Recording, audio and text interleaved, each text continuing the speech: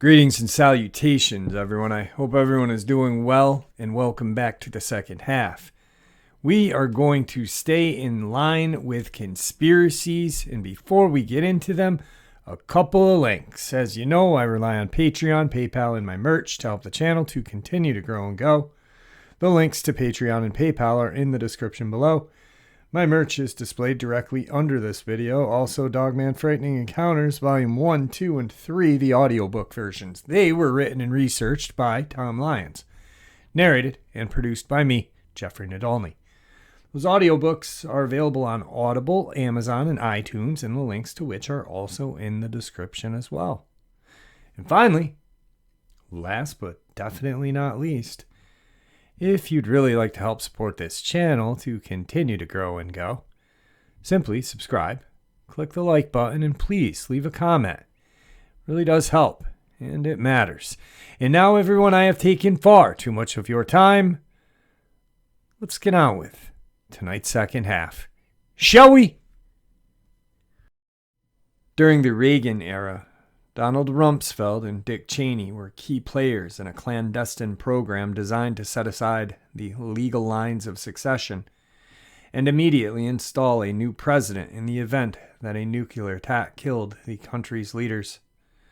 The program helped explain the behavior of the Bush administration on and after 9/11. At least once a year during the 1980s, Dick Cheney and Donald Rumsfeld vanished. Cheney was working diligently on Capitol Hill as a congressman rising through the ranks of the Republican leadership. Rumsfeld, who had served as Gerald Ford's Secretary of Defense, was a hard-driving business exec in the Chicago area where, as the head of G.D. Searle and Company, he dedicated time and energy to the success of such commercial products as NutraSweet, Equal, and Metamucil. Yet, for periods of 3 or 4 days at a time, no one in Congress knew where Cheney was, nor could anyone at Searle locate Rumsfeld. Even their wives were in the dark. They were handed only a mysterious Washington phone number to use in case of an emergency. After leaving their day jobs, Cheney and Rumsfeld usually made their way to Andrews Air Force Base outside of Washington. From there, in the middle of the night, each man, joined by a team of 40 to 60 federal officials and one member of Ronald Reagan's cabinet, slipped away to some remote location in the United States, such as a disused military base or an underground bunker. A convoy of lead-lined trucks carrying sophisticated communication equipment and other gear would head to each of these locations. Rumsfeld and Cheney were principal actors in one of the most highly classified programs in the Reagan administration. Under it, U.S. officials brutally carried out detailed planning exercises for keeping the federal government running during and after a nuclear war with the Soviet Union. The program called for setting aside the legal rules for presidential succession in some circumstances in favor of a secret procedure for putting in place a new president and his staff. The idea was to concentrate on speed to preserve continued government and to avoid cumbersome procedures. The Speaker of the House, the President's pro tempore of the Senate, and the rest of Congress would play a greatly diminished role. The inspiration for this program came from within the administration itself, not from Cheney or Rumsfeld. Except for a brief stint, Rumsfeld served as Middle East envoy. Neither of them ever held office in the Reagan administration. Nevertheless, they were leading figures in this program. A few details about the effort have come to light over the years, but nothing about the way it worked or the central roles played by Cheney and Rumsfeld. The program is of particular interest today because it helps explain the thinking and behavior of the second Bush administration in the hours, days, and months after the terrorist attacks on September 11th, 2001. Vice President Cheney urged President Bush to stay out of Washington for the rest of the day. Secretary of Defense Donald Rumsfeld ordered his deputy Paul Wolfowitz to get out of town. Cheney himself began to move from Washington to a series of undisclosed locations, and other federal officials were later sent to work outside the Capitol to ensure the continuity of government in case of further attacks. All these actions had their roots in the Reagan administration's clandestine planning exercises. The United States government considered the possibility of nuclear war with the Soviet Union more seriously during the early Reagan years than at any other time since the Cuban Missile Crisis of 1962. Reagan had spoken in his 1980 campaign about the need for civil defense programs to help the United States survive a nuclear exchange. And once in office, he not only moved to boost civil defense, but also approved a new defense policy document that included plans for waging a protracted nuclear war against the Soviet Union. The exercises in which Cheney and Rumsfeld participated were a hidden component of these more public efforts to prepare for a nuclear war. The premise of the secret exercises was that in case of a nuclear attack on Washington, the United States needed to act swiftly to avoid decapitation, that is, a break in civilian leadership.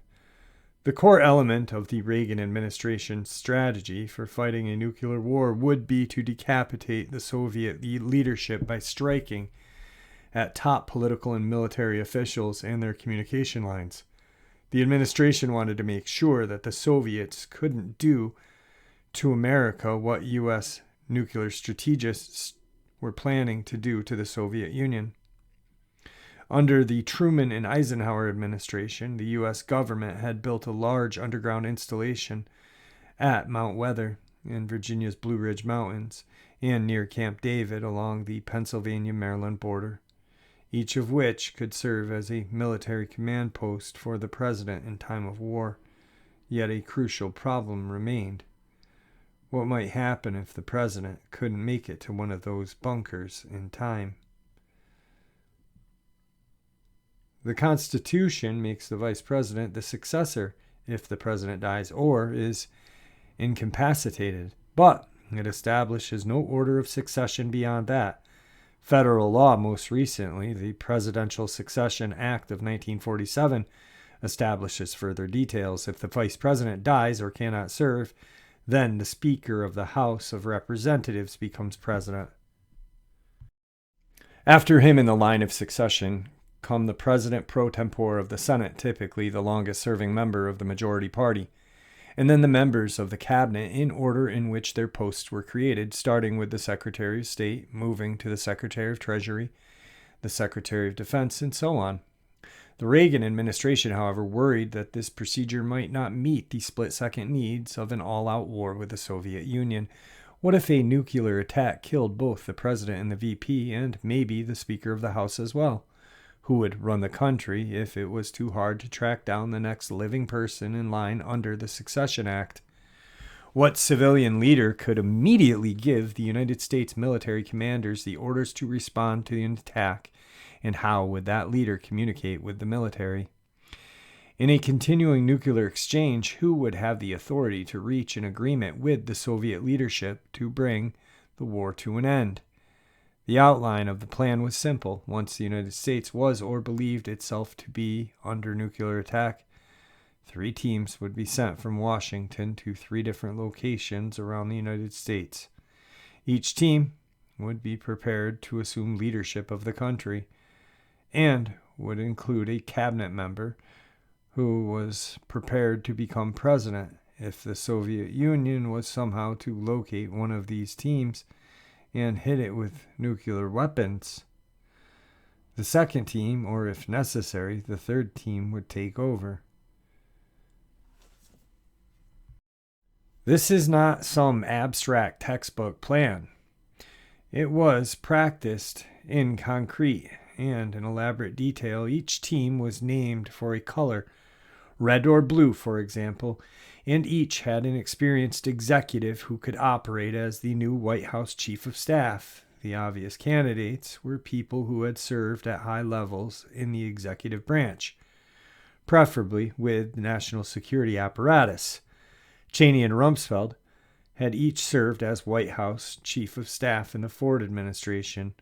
Other team leaders over the years included James Woolsey, later the director of the CIA, and Kenneth Daverson, who served for a time as Reagan's actual White House Chief of Staff. As for the cabinet members of each team, some had little experience in national security.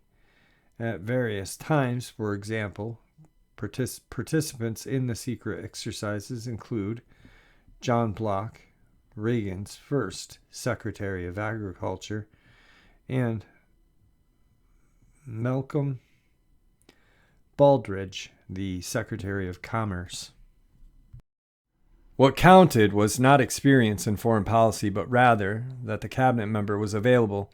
It seems fair to conclude that some of these presidents would have been mere figureheads for a more experienced chief of staff, such as Cheney or Rumsfeld. Still, the cabinet members were the ones who would issue orders, or in whose name the orders would be issued. One of the questions studied in these exercises was what concrete steps a team might take to establish its credibility.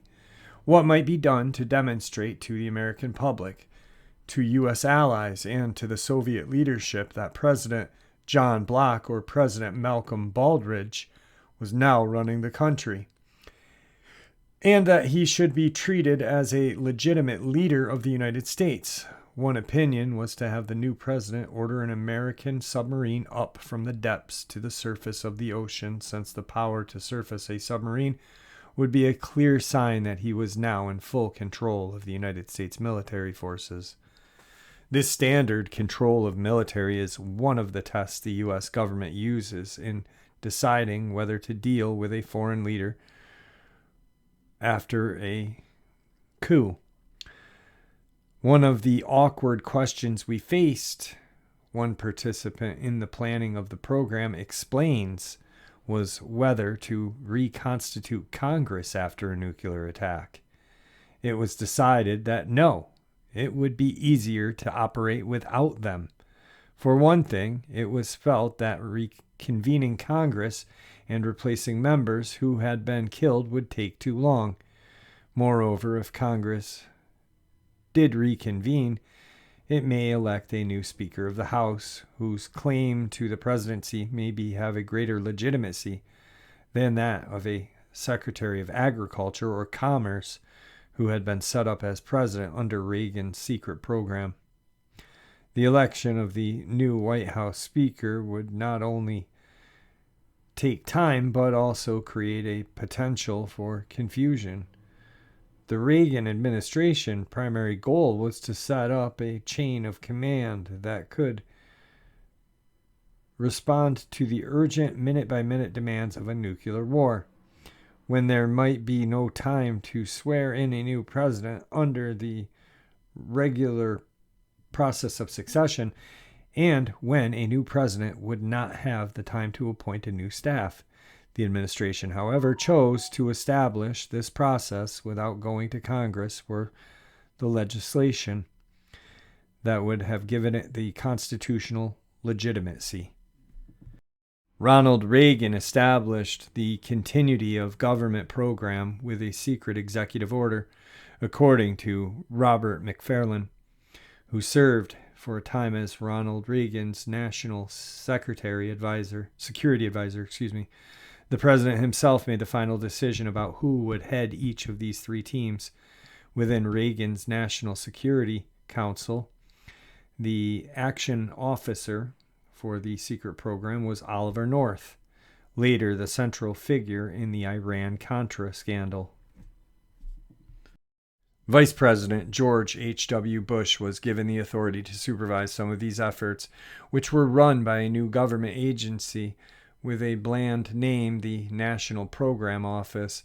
It had its own building in the Washington area, run by a two-star general, and a secret budget adding up to hundreds of millions of dollars a year. Much of this money was spent on advanced communications equipment that would enable the teams to have secure conversations within U.S. military commanders. In fact, a few details that have previously come to light about the secret program, primarily from 1991 CNN investigative report, stemmed from allegations of waste and abuses in awarding contracts to private companies and claims that this equipment malfunctioned. The exercises were usually scheduled during the congressional recess so that Cheney would miss as little work on Capitol Hill as possible. Although Cheney, Rumsfeld, and one other team leader took part in each exercise, the cabinet members changed depending on who was available at that particular time. Once, Attorney General Ed Meese participated in an exercise that departed from Andrews in pre-dawn hours of June 18, 1986, the day after Chief Justice Warren Burger resigned. One official remembers looking at Meese and thinking, first a Supreme Court resignation, and now America's in a nuclear war? You're having a bad day. In addition to the designated White House Chief of Staff and his president, each team included representatives from the Departments of State and Defense and the Central Intelligence Agency, and also from various domestic policy agencies. The idea was to practice running the entire federal government with a skeletal crew during a nuclear war. At one point, there was talk of bringing in the governors of Virginia and Maryland and a mayor of the District of Columbia, but the idea was discarded because they didn't have the necessary security clearance. The exercises were designed to be stressful. Participants gathered in haste, moved and worked in the early morning hours, lived in Army-based conditions, and dined on early, practically unappetizing versions of the military's dry, mass-produced MREs, meals ready to eat. An entire exercise lasted close to 2 weeks, but each team took part for only 3 to 4 days. One team would leave Washington, run through its drills, and then, as if it were on the verge of being nuked, hand off to the next team. The plans were carried out with elaborate deception, designed to prevent Soviet reconnaissance satellites from detecting where the United States teams were going. Thus, the teams were sent out in the middle of the night and changed locations from one exercise to the next. Decoy convoys were sometimes dispatched along with the genuine convoys carrying communication gear. The underlying logic was that the Soviets could not possibly target all makeshift locations around the U.S. where the Reagan's teams might operate. The capstone to all these efforts to stay mobile was a special airplane, the National Emergency Airborne Command Post, a modifying Boeing 747 based at Andrews and specially outfitted with a conference room and advanced communication gear. In it, a president could remain in the air and run the country during a nuclear shutdown. In one exercise, a team of officials stayed aloft in this plane for 3 days straight, cruising up and down the coast and back and forth across the country, refueling in the air. When George H.W. Bush was elected president in 1988, members of the secret Reagan program rejoiced. Having been closely involved with the effort from the start, Bush wouldn't need to be initiated into its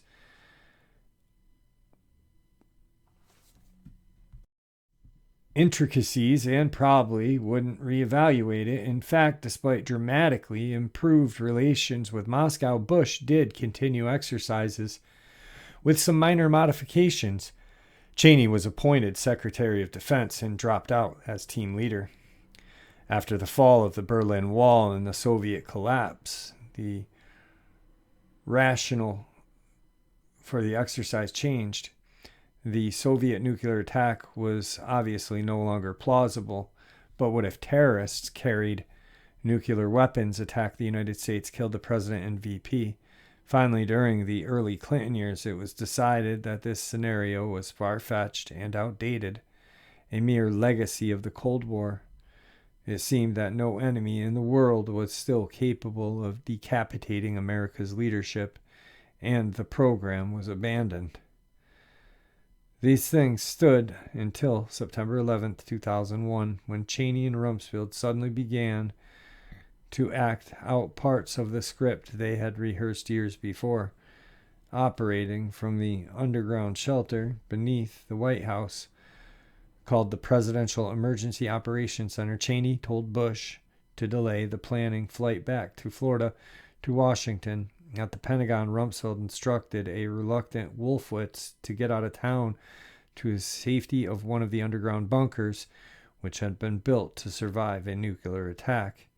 Cheney also ordered the House Speaker Dennis Hassart, other congressional leaders, and several cabinet members, including Agriculture Secretary Ann Veneman and Interior Secretary Gail Norton,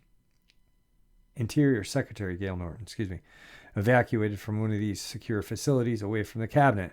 Explaining these actions a few days later, Cheney vaguely told NBC's Tim Russert, "We did a lot of planning during the Cold War with respect to the possibility of a nuclear incident." He did not mention the Reagan administration program or the secret drills in which he and Rumsfeld had regularly practiced running the country. Their participation in the extra-constitutional continuity of government exercises, remarkable in their own right, also demonstrates a broad underlying truth about these men. For 3 decades, from the Ford administration onward, even when they were out of the executive branch of government, they were never far away. They stayed in touch with defense, military, and intelligence officials who regularly called upon them. They were, in a sense, a part of the permanent, hidden national security apparatus of the United States, inhabitants of the world in which presidents come and go, but Americans keep fighting. All right, guys. So, some may think this is actually a very smart decision. And, to have continued government after a nuclear war. Well, it is and it isn't, because that continued government is taking our Constitution out of the equation. And that is what keeps our country great, the Constitution. And when that is not followed is when this American experiment collapses. What this is treason by Donald Rumsfeld, Dick Cheney, and it's the testing of NWO. And with that, my friends, I want to thank you. May the Great Spirit watch over us all, and may He guide us down that path that, we call life.